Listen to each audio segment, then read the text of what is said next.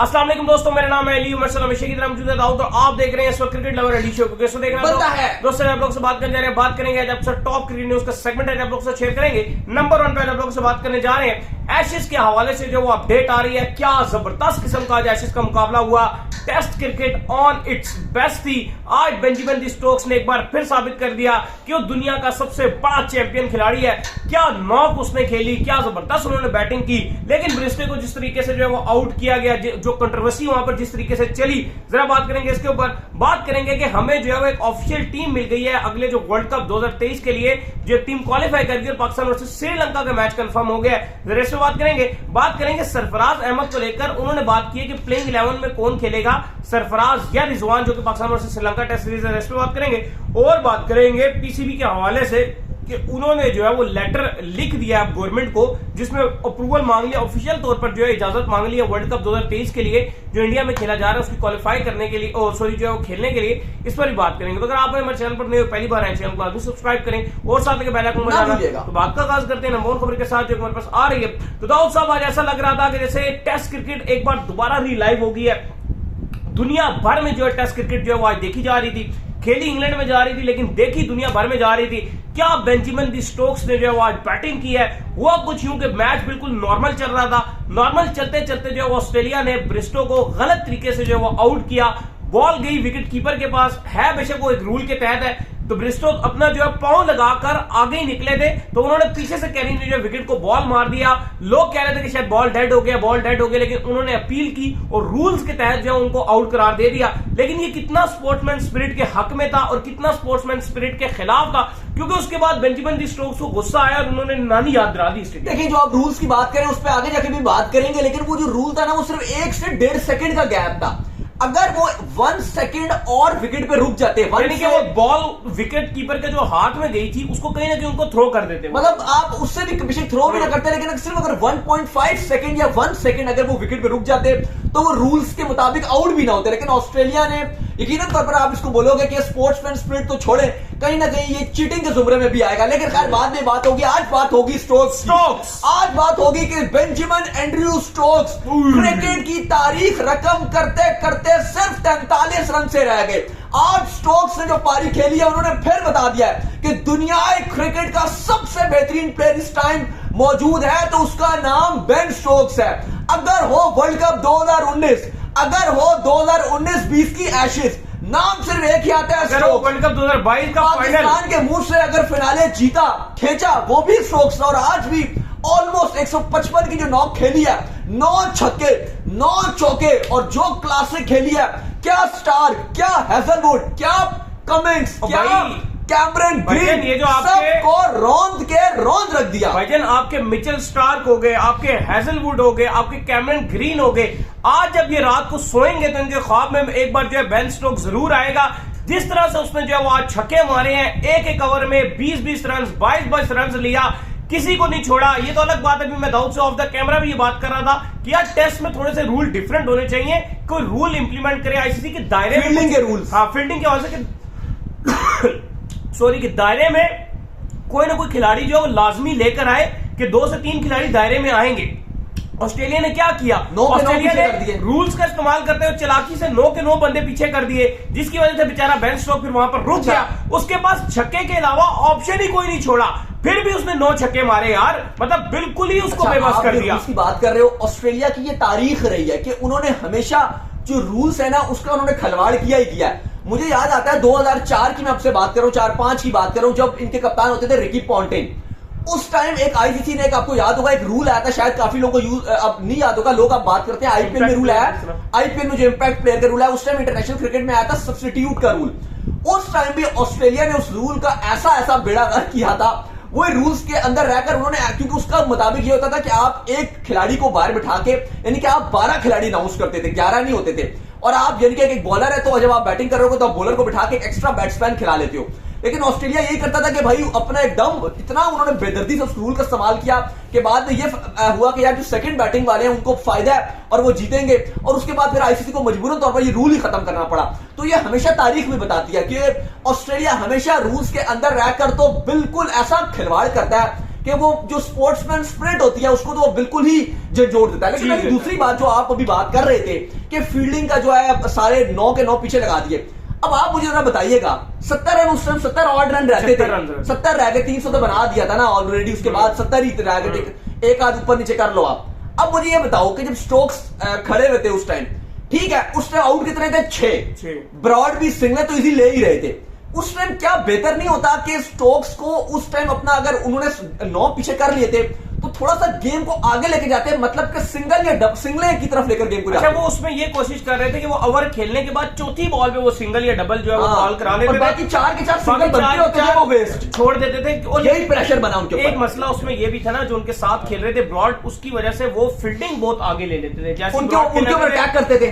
Broad खेलने आते थे तो ऑस्ट्रेलिया अटैकिंग फील्डिंग जो वो लगा लेता था, दायरे के अंदर जो वो ऑस्ट्रेलिया एक क्लोज फील्ड जो वो लगा देता था, जिसकी वजह से ब्रॉड भी अगर आप देखो तो ठीक था। मुझे लगता है कि ब्रॉड ने वो ट्रोल बड़ा किया है इनको, ऑस्ट्रेलिया को बार बार जो है वो अपना बैट क्रीज के अंदर रखते थे और क्रीज के अंदर बैट रखने के बाद कहते थे भाई निकल जाओ, मैं चला जाऊंगा। उन्होंने ब्रॉड ने एलेक्स कैरे को बोला भी है आके, जो स्टंप माइक से आवाज भी आई कि you will be remembered for that, आप हमेशा याद रखे जाओगे। बार बार वो इसी तरह का कोई ना कोई सेंटेंस बोल रहे थे कि भाई तूने सही काम नहीं किया, तुझे गालियां पड़ेंगी, तुझे गालियां पड़ेंगी। मैच में जब तक मैच में वो बैटिंग कर रहे थे वो इंग्लैंड को ट्रोल कर। लेकिन मुझे लगता है अली के बेसबॉल के जो खिलाफ है लोग, मैं तो बेसबॉल को बहुत सपोर्ट करता हूं। आज आप देखते हैं, लेकिन मैं आज व्यूअरशिप देखते हैं बेसबॉल की, लेकिन मैं ये मानूंगा कि स्टोक्स ने जो 6 जब आउट थे, 70 रन रह गया था, उस टाइम स्टोक्स को ये चाहिए था कि गेम में जब 9 के 9 फील्डर आगे चले गए थे तो आगे ले जाते, जैसे सेम लाइक पैट कमिंस और नथन लियोन ने किया था, इनको भी वही चाहिए था कि सिंगल लेते। पर ना थोड़ा सा आपको ये प्लान करना पड़ता है कि अब मैं किसी तरीके से इसको 50 पर लाऊं,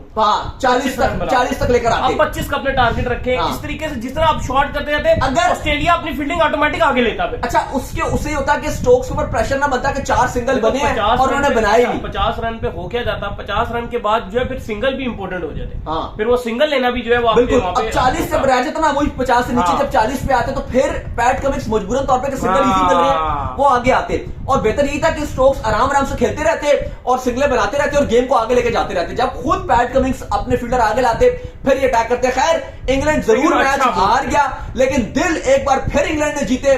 मैच होगा टक्कर का। बिल्कुल। इसके बाद हमारे पास अपडेट आ रही है, वो आ रही है श्रीलंका के हवाले से। तो श्रीलंका जो है आज ऑफिशियली तौर पर जो है क्वालिफाई कर गया वर्ल्ड कप 2023 के लिए, यानी कि अब जो हमारा दूसरा मैच खेला जाना है जो अहमदाबाद के अंदर शेड्यूल है, अब वो पाकिस्तान वर्सेस श्रीलंका जो है आज आपको देखने को मिलेगा। जिम्बाब्वे से जो आज उनका क्वालिफायर जो है मैच खेला गया, लेकिन जिम्बाब्वे जो है आज किसी भी तरीके से जो है गेम के अंदर नजर नहीं आई। श्रीलंका के बॉलिंग अटैक ने आज उनकी बैटिंग को तहस नहस कर दिया। इससे पहले तो जिम्बाब्वे बड़ा अच्छा खेल रहा था लेकिन कोलैप्स कर दिया दोस्तों। नहीं, आज बड़ा ही बुरा हुआ। आज इवन शॉन विलियम्स ने आज फिर अच्छी बैटिंग की, 56 रन बनाए, सिकंदर रजा ने भी 31 बनाए, लेकिन बाकी किसी ने नहीं किया। और वही वजह है कि बाकी क्रेग एरन एक अच्छे कप्तान है, उनकी भी आज बैटिंग नहीं रही और बाकियों ने रन नहीं बनाए और बहुत ही बुरे हाल रहे हैं। श्रीलंका की तरफ से पथिराना ने 2 आउट किए, तिक्षाना ने 4 आउट किए, मधु शनाका ने 3 आउट किए और बहुत ही बासानी मैच था। 165 पर ऑल टीम आउट हुई आपकी जिम्बाब्वे की और 1 विकेट के नुकसान पर टारगेट चेस कर लिया। मैच में अगर आप देखें तो चलो वन साइडेड था, लेकिन ये पूरे वर्ल्ड कप क्वालिफायर में हमें 3 ही टीमें नजर आ रही थी। अली, श्रीलंका आपको यहां पे नजर आ रही थी, जिम्बाब्वे उसके बाद सेकंड बेस्ट टीम नजर आ रही थी और वेस्ट इंडीज आपको थर्ड बेस्ट नजर आ रही थी।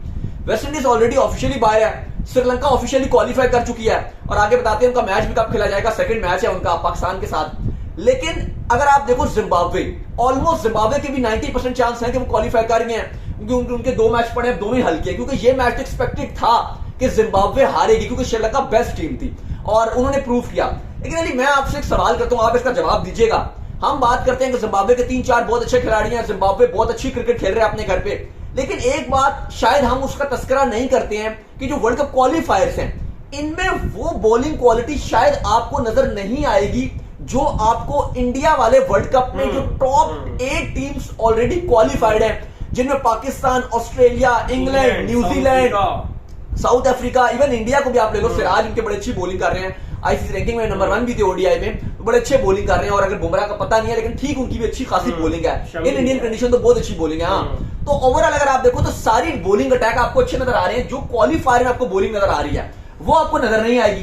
तो अगर जिम्बाब्वे को ये अच्छी quality bowling in world cup नजर आएगी तो क्या जिम्बाब्वे बिल्कुल ही एक छोटी टीम नजर आएगा या कुछ मुजाहिमत करेगा भी?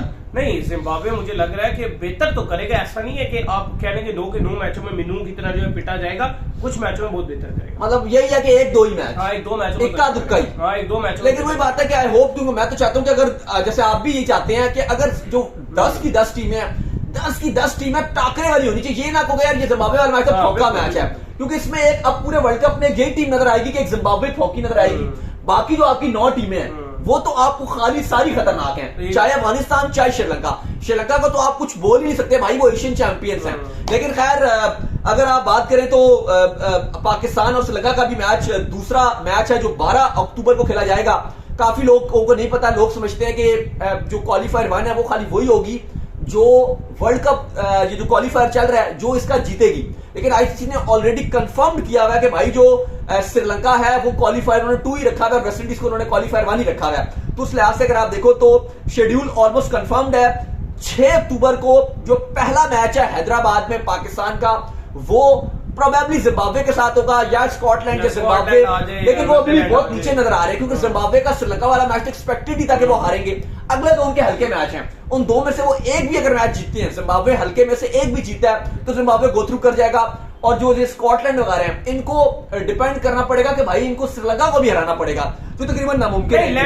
इस वक्त जो नजर आ रही है क्लियर कहानी नजर आ रही है कि श्रीलंका तो क्वालिफाई कर गया और जिम्बाब्वे को एक मैच जो है वो अपना और जीत रहा है। बारिश नहीं हो जाएगी किसी मैच में, मोस्ट प्रोबेबली जो वो जीत जाएंगे। और जो ओमान है वो तो वैसे ही कोई इतनी खास। चले आपको फिर बता देता हूं कि हाँ वो तो खैर बाहर ही है। 6 अक्टूबर को पाकिस्तान प्रोबेबली जिम्बाब्वे के साथ खेलेगा। 16 अक्टूबर को मैच कंफर्म्ड हो गया, सॉरी माफ कीजिएगा 12 अक्टूबर को श्रीलंका के साथ हैदराबाद में खेलेगा। हाँ ये बहुत, और है भी सेम वेन्यू में, तो ये बहुत लंबा गैप आ गया। अब देखो ना 15 को पाकिस्तान ने हैदराबाद में इंडिया के साथ खेलने, इसमें सिर्फ 2 दिन का वक्फा है और इंक्लूडिंग आपकी ट्रैवलिंग भी है। मैं भी ये देख रहा था हमारा कि अभी क्योंकि हमने भी इंशाल्लाह इंडिया जाना है वर्ल्ड कप के लिए, तो मैं आपसे बल्कि भी बात मैंने की नहीं, अभी करूंगा आपके साथ ऑफ द कैमरा बात, लेकिन अभी आपके साथ थोड़ा सा चले ऑन नहीं रहा तो मुझे बात याद आ गई कि आपको ट्रैवलिंग भी बहुत करनी पड़ेगी साहब, जाना पड़ेगा। मतलब नहीं जाना पड़ेगा, मतलब अभी आप हैदराबाद में हो फिर आपको अहमदाबाद जाना है, चले जाएंगे। इंडिया का ट्रेन सिस्टम बड़ा है। नहीं ट्रेन सिस्टम मसला ये कि ट्रेन से तो आपको 18 घंटे की एक ट्रेन की आपको लेनी पड़ेगी, डोमेस्टिक फ्लाइट लेनी फिर फ्लाइट, वही तो कह रहा हूँ। अब आप ऐसे आप जाओगे अहमदाबाद से बेंगलोर से चेन्नई एक्सप्रेस मूवी याद आ जाएगी, तो वो तो आपको पड़ेगी 24 इंडिया में तो बल्कि कुछ ट्रेन की जो राइड्स हैं जो ट्रेन की जो है वो आपको 2-2 दिन की ट्रेन की वो चलती हैं, स्पीड ट्रेन है लेकिन फिर भी 2-2 दिन आपको लग जाते हैं। तो आपको हम दोनों को जहाज ही लेना पड़ेगा। अब हमें जहाज का सफर पसंद इतना नहीं है लेकिन हमें जहाज लेना पड़ेगा। लेकिन मैं आपको बता रहा हूं कि ये बहुत डिस्टेंस है आपस में, तो अब चले हमारे लिए तो हो गई होगा, लेकिन मैं प्लेयर्स पॉइंट ऑफ व्यू से भी बात कर रहा हूं कि अब आपके प्लेयर्स जैसे हैदराबाद में आप श्रीलंका के साथ खेलोगे 12 अक्टूबर को, उसके बाद आपको अगले दिन ट्रैवल करना है और एक दिन आपके पास खाली अहमदाबाद गुजरात में गुजारना होगा 1 डे, और नेक्स्ट डे आपको खेलना पड़ेगा इंडिया के साथ।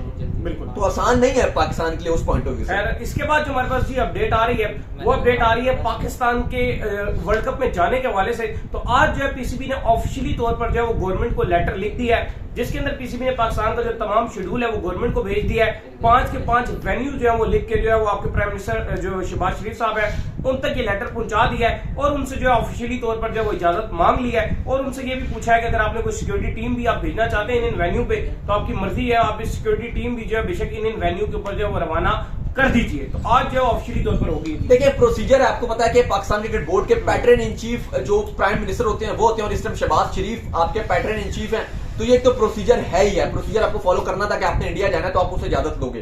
तो एक तो ये काम होगा कि उनको पहुंच दिया, वो लेटर लिख दिया गया पीसीबी की तरफ से कि भाई आप हमें बताइए, सीईओ जो पीसीबी के सिस्टम, क्योंकि जो चेयरमैन है उनका तो समझ ही नहीं आ रहा है, पीसीबी के जो चेयरमैन है वो फिलहाल अहमद शहजाद बने हुए हैं, कुछ इंटर्नी बने हुए हैं, अभी ज़का अशरफ का भी कोर्ट केस में चल रहा है, नजफ सेठी है नहीं, तो फिलहाल सीईओ जो उन्होंने भेज दिया वही, और जो इस टाइम इंटर्नी है उन्होंने भेजा है गवर्नमेंट को और उनसे कहा है कि आप हमें इंडिया की इजाजत दीजिए और सिक्योरिटी तो दायरा जाएगी, लेकिन उनको बोला कि आप अपनी तसल्ली कर लीजिए, अपनी जो फिर आपके प्राइम मिनिस्टर हैं वो बाकी एजेंसीज वगैरह से वेरीफाई करेंगे और एक टीम तो जानी ही जानी है, सिक्योरिटी टीम इंडिया जहां पर आपका दौरा करेगी वो अहमदाबाद जाएगी, बेंगलोर जाएगी, हैदराबाद जाएगी, चेन्नई जाएगी, कलकत्ता जाएगी और ये सारे वेन्यूज विजिट करेगी बीसीसीआई और इंडिया की जो सिक्योरिटी है उसके साथ उनसे इंफॉर्मेशन लेगी कि कैसे कैसे पाकिस्तान का ट्रैवलिंग प्लान होगा, कैसे पाकिस्तान होटल से ग्राउंड जाएगी, ग्राउंड से होटल जाएगी तमाशाई, और पाकिस्तान टीम की जो 100% सिक्योरिटी है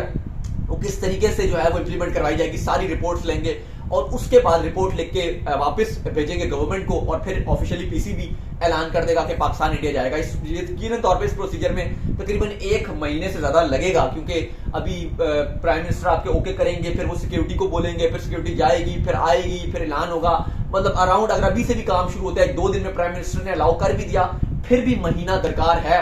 और यकीनन तौर पर आपका एशिया कप की चल रहा होगा, तैयारियां शुरू हो गई होंगी एशिया कप की, तभी ये ऐलान होगा। बिल्कुल।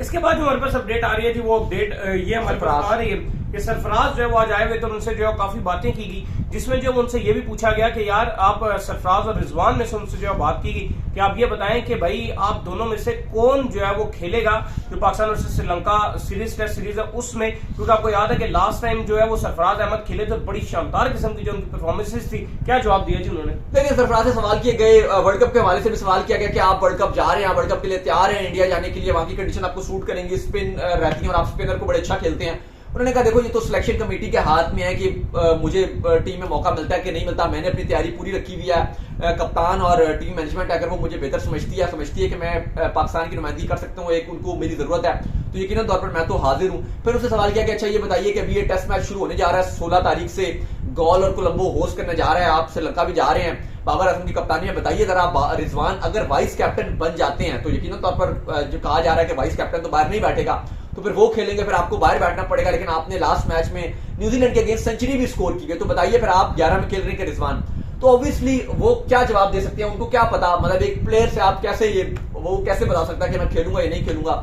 तो यकीनन तौर पर उन्होंने जवाब भी ऐसे ही दिया। उन्होंने कहा देखें ये तो टीम मैनेजमेंट के ऊपर है, बाबर कप्तान के ऊपर है कि वो मुझे खिलाना चाहते हैं, अगर तो यकीनन तौर पर वो मुझे खिलाएंगे, अगर उन्हें लगेगा कि रिजवान खेलता है बेटर है तो वो खेलेंगे। यानी कि इसका जवाब भी यही बनता है। अब सरफराज खुद तो कह नहीं सकते कि भाई मैंने खेलना है। सरफराज ही मोस्ट प्रोबब्ली जो है वो खेलेंगे, क्योंकि लास्ट मैच उन्होंने नहीं खेला था। ये हम यहाँ बैठ के बोल सकते हैं, इसके 2 रीजन है। अब 2 इसकी भी बातें हैं। पहला तो बात ठीक है कि जो डिजर्व करते हैं, क्योंकि रिजवान की टेस्ट में फॉर्म भी नहीं है, लगातार 10 के 10 मैच में फ्लॉप हुए हैं, इनिंग्स आप देख लें रन नहीं बन रहे उनसे, और पाकिस्तान हारता भी रहा है, परफॉर्मेंस अच्छी नहीं थी। तो उस लिहाज से आप देखोगे तो आप कहोगे कि बिल्कुल जो रिजवान है उनको बाहर बैठना चाहिए। लेकिन दूसरा एक और ऑप्शन भी है, ये भी सोचा जा रहा है टीम मैनेजमेंट की तरफ से। जो आप अगर टीम मैनेजमेंट से बात करो तो वो कहते हैं जी कि श्रीलंका वाली टेस्ट सीरीज तो चलो ठीक है, हमारे लिए वर्ल्ड कप और एशिया कप बड़े इंपॉर्टेंट है। वो ये कहते हैं कि क्योंकि श्रीलंका में ही एशिया कप है और इंडिया में वर्ल्ड कप है, तो सम ऑफ सिमिलर कंडीशंस है। सुने तो सही ना, तो वो उनका मानना ये भी है, जो अगर आप कोई अपनी कुछ टीम मैनेजमेंट से बात करें, स्पेशली अगर आप बाबर की सोच से देखें, तो उनको ये भी लगता है कि अगर हम और उसके अलावा आपकी कोई सीरीज है नहीं तो अभी आप जवाब दीजिएगा। अब आप सुन तो लेना, फिर आप जवाब दे दीजिएगा, फिर आप पूरा बोलिएगा।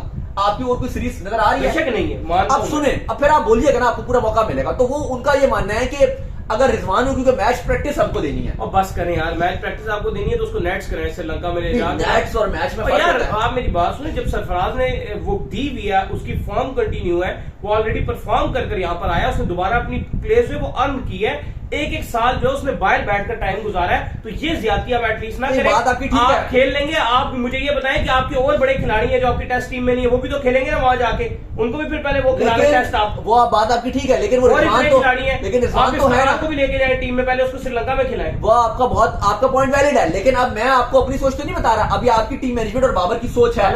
और ये भी मैं आपको बता दूं कि ये और जो होगा वो आपको बता देता हूं।